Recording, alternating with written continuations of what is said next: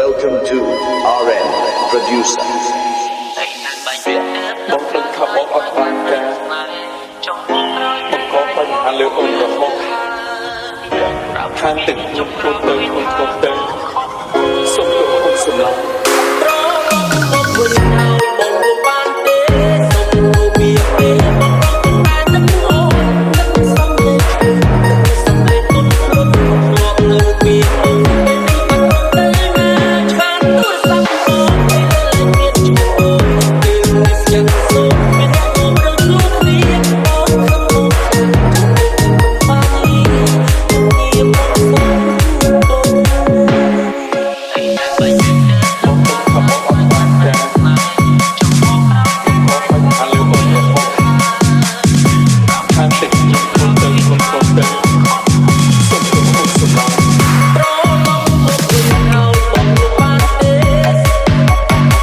Welcome to RM Producer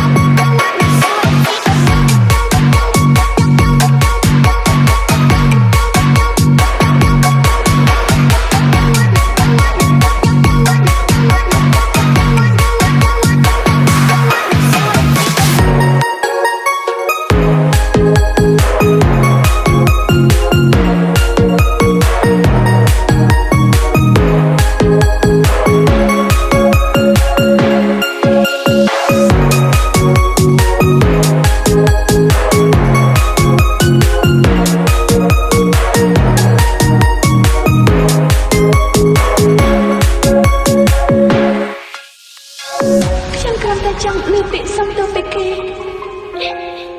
ហេតុអីត្រឹមពាក្យសុំទោសក៏គេមិននិយាយ